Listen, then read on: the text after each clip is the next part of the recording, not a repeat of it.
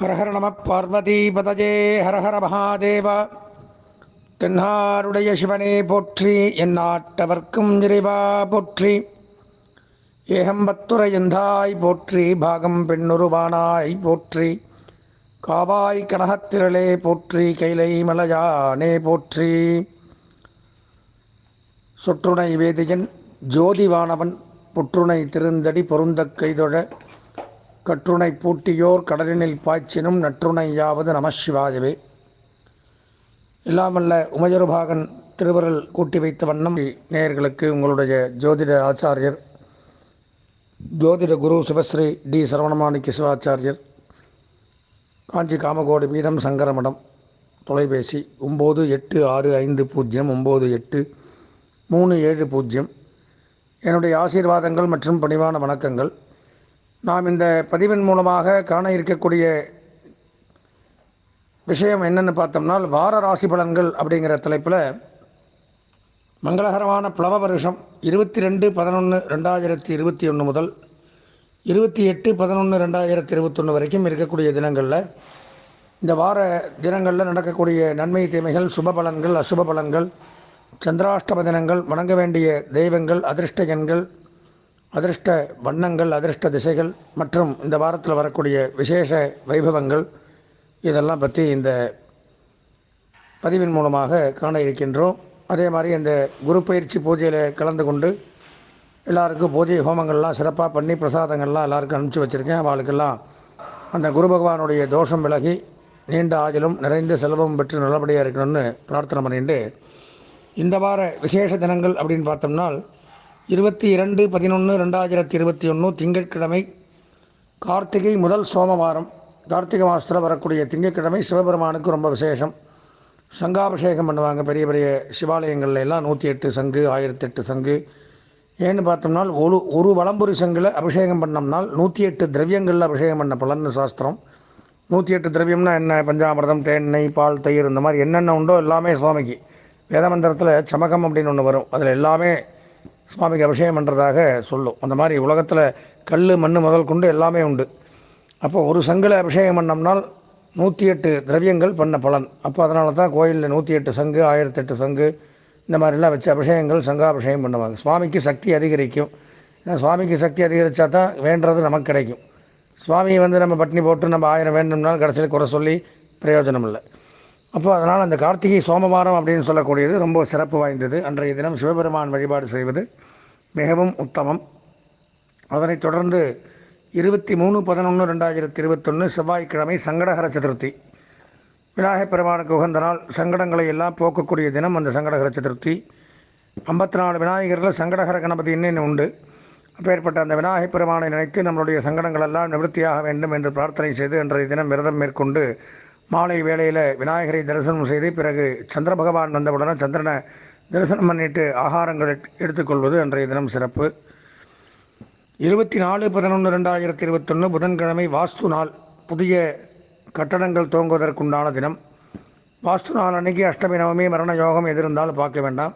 இப்போ பூமியில் புதிய கட்டடங்கள் துவங்கக்கூடிய தினமாக அன்றைய தினம் 24ஆம் தேதி விளங்குது. அதனுடைய நேரம் 10:54 காலை 10:54 முதல் 11:30 மணி வரை இந்த வாஸ்து நேரம். 25/11/2021 வியாழக்கிழமை தேய்பிறை சஷ்டி, முருகப்பெருமானுக்கு உகந்த தினம். முருகனை வழிபாடு செய்வது உத்தமம். இந்த வார சந்திராஷ்டமம் அப்படின்னு பார்த்தோம்னா விருச்சிகம், தனுசு, மகரம், விசாகம், அனுஷம், கேட்டை, மூலம், பூராடம், உத்திராடம், திருவோணம், அவிட்டம் ஆகிய நட்சத்திரக்காரர்களுக்கு இந்த வாரத்தில் சந்திராஷ்டமம் சம்பவிக்கிறதுனால எச்சரிக்கையாக கவனமாக இருக்க வேண்டிய ஒரு வாரம்.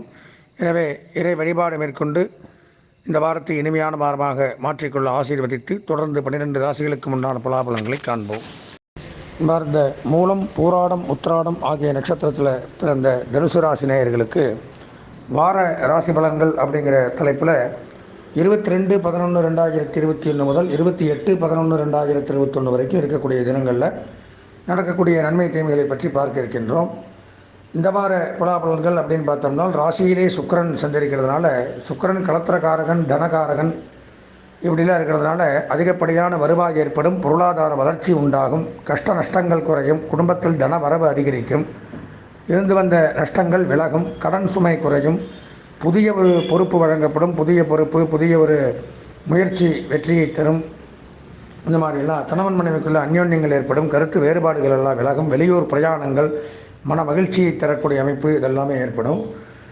ராசிக்கு 2ஆம் இடம் குடும்பம், வாக்கு, தனஸ்தானத்தில் சனி சஞ்சரிக்கிறதுனால மிகச்சிறப்பு. பேச்சின் மூலமாக பல காரியங்களை சாதித்துக் கொள்ளலாம், பேச்சின் மூலமாக பல காரியங்களை வெற்றி பெறச் செய்யலாம். தொழில் பண்ணக்கூடிய இடம், உத்தியோகம் பண்ணக்கூடிய இடத்துல எல்லாம் நம்ம பேச்சு ஈடுபடும், நம்ம என்ன சொல்கிறோமோ அந்த காரியங்கள் சிறப்பாக நடைபெறக்கூடிய அமைப்பில் இருக்கும். வெளியூர் பிரயாணங்கள் நன்மையை தரும், போக்குவரத்து பிரயாணங்கள் மூலமாக நன்மைகளை அனுபவிக்கக்கூடிய அமைப்பு அப்படிங்கிறது சொல்லலாம். அதே மாதிரி இரும்பு சம்பந்தமாக தொழில் பண்ணுறவங்க, இரும்பு வியாபாரிகள், வாகன ஓட்டுநர்கள், வாகன பணிமனை வைத்து நடத்தக்கூடியவர்கள், ஒரு factory, foundry, industries, oil mill, petrol bunk, தோல் தொழிற்சாலை, எண்ணெய் சம்பந்தமான தொழில் பண்ணக்கூடியவர்கள், இவங்களுக்கெல்லாம் யோகங்கள் அதிகரிக்கக்கூடிய அமைப்பு அப்படிங்கிறது சொல்லலாம். 3ஆம் இடத்துல குரு சஞ்சரிக்கிறதுனால அதுவும் யோகம். தாயார் வழி சொத்துக்கள் மூலமாக நன்மைகள் உண்டாகும். தாயாருக்கு உடல்நலம், மருத்துவக் கோளாறு எதாக இருந்தால் அதெல்லாம் சரியாகும், உடல்நலம் சீராகும். ராசிநாதன் 3ல் இருக்கிறதுனால புது சொத்துக்கள் வாங்கலாம், அசையாத சொத்துக்கள் வாங்கலாம், திடீர் அதிர்ஷ்டங்கள், யோகங்கள் இதெல்லாம் ஏற்படும். ஆன்மீக சுற்றுலாக்கள், இறை வழிபாடுகள் அதிலெல்லாம் நம்பிக்கைகள் அதிகரிக்கும். ராசிக்கு 6ஆம் இடம் ரணம், ரோகம், சத்ருஸ்தானத்தில் ராகு சஞ்சரிக்கிறதுனால உடல்நலக் கோளாறு, மருத்துவ செலவுகள் இதெல்லாம் ஏற்படும். யோககாரகன் இருக்கிறதுனால யோகங்கள் அதிகரிக்கும், வெளிநாட்டு யோகங்கள், சில பேர் வெளிநாடு போகக்கூடிய அமைப்பு அதெல்லாம் உண்டாகும். வெளிநாட்டில் இருக்கிறவங்க மூலமாக இங்கே இருக்கிறவங்களுக்கு பொருளாதார வளர்ச்சி ஏற்படும். அதே மாதிரி அந்நிய செலாவணி, பங்கு வர்த்தகம், ஷேர் மார்க்கெட்டிங் இதெல்லாம் சிறப்பாக இருக்கும். ராகு 6ல் இருக்கிறதுனால சிற்றுண்டி, கேன்டீன், உணவகங்கள் இந்த மாதிரி வச்சு நடத்தக்கூடியவர்கள், மளிகை, பால், பழம், புஷ்பங்கள் வியாபாரங்கள் பண்ணக்கூடியவர்கள், வருவாய்த்துறை, வருமான வரித்துறை, உயர்கல்வித்துறை இதில் எல்லாம் பணிபுரியக்கூடியவர்கள், இவங்களுக்கெல்லாம் யோகங்கள் அதிகரிக்கக்கூடிய அமைப்பு ஏற்படும். ராசிக்கு 12ஆம் இடம் அப்படின்னு சொல்லக்கூடிய இடத்துல சூரியன், புதன், கேது, அதனால் தகப்பனார் உடல்நலம் பாதிக்கும், மருத்துவ செலவுகள் வரலாம், தகப்பனார் வழி சொத்துக்கள் சில பேர் விரயங்கள் பண்ணக்கூடிய அமைப்பு ஏற்படும். அதே மாதிரி அரசுத்துறை, அரசியல்வாதிகள், அரசு பணியாளர்கள் கொஞ்சம் எச்சரிக்கையாக கவனமாக இருக்க வேண்டிய அமைப்பு அப்படிங்கிறது ஏற்படும். 12ல் புதன், கேது இருக்கிறதுனால கல்வி பயிலக்கூடிய மாணவர்கள் கொஞ்சம் கல்வி மந்தங்கள் ஏற்படும், கல்வியில் கொஞ்சம் எச்சரிக்கையாக கவனமாக இருக்கணும். அதே மாதிரியே தனியார் துறை, நிதித்துறை, நீதித்துறை, ஆடிட்டிங், அக்கௌண்டன்ட், எழுத்து, வசனம், இயக்கம், பேச்சு, சினிமா, இயல், இசை, நாடகம், ஜோதிஷம் இந்த மாதிரி துறையில் இருக்கிறவங்க, பேச்சுவார்த்தையின் மூலமாக தொழில் பண்ணக்கூடியவர்கள், IT company, trading company, marketing, business பண்ணக்கூடியவங்க இவங்கெல்லாம் ஜாக்கிரதையாக இருக்கணும். சில பேர் கோர்ட் கேஸ், வம்பு வழக்கு பிரச்சனைகள் உண்டாகலாம். நீதிமன்றம், சட்டம், காவல்துறை, இராணுவம், சினிமா, கேளிக்கை, விளையாட்டில் இருக்கிறவங்களாம் கொஞ்சம் எச்சரிக்கையாக இந்த வாரத்தில் இருக்கணும். ராசிக்கு 11ஆம் இடம் லாபஸ்தானத்தில் செவ்வாய் சஞ்சரிக்கிறதுனால பூமி லாபம், மனை லாபம், வீடு லாபம், வீடு வாங்கலாம், வீடு கட்டலாம், கட்டிய வீட்டை வாங்கி கிரகப்பிரவேசம் பண்ணலாம். அதே மாதிரி வேளாண்மை, விவசாயத்துறை, நெடுஞ்சாலை பணியாளர்கள், அகழ்வாராய்ச்சி, நிலத்தடி நீர், விஞ்ஞானிகள், மருத்துவம் இதிலெல்லாம் இருக்கக்கூடியவர்களுக்கு சிறப்பான ஒரு முன்னேற்றம் அப்படிங்கிறது இந்த வாரம் ஏற்படுது. பொதுவாக தனுசு ராசி அப்படின்னு எடுத்திருந்தால் இந்த வார பலாபலங்கள் ஒரு 75% நன்மைகள் அப்படின்னு சொல்லலாம். இந்த வாரம் அதிர்ஷ்டமான வண்ணம் பச்சை, அனுகூலமான திசை வடக்கு, அதிர்ஷ்டமான எண் 5, வணங்க வேண்டிய தெய்வம் பார்வதி தேவி. அம்பிகையை வழிபட்டு இந்த வாரத்தை இனிமையான வாரமாக மாற்றிக்கொள்ள ஆசீர்வதித்து விடைபெறுகின்றேன். நன்றி, வணக்கம். ஸ்ரீ குபேரன் டிவியை பார்த்தமைக்கு நன்றிகள். மேலும் இது போன்ற தகவல்களை தெரிந்து கொள்ள ஸ்ரீ குபேரன் டிவியை சப்ஸ்கிரைப் செய்யுங்கள். மறக்காமல் பெல் ஐக்கானை கிளிக் செய்யுங்கள்.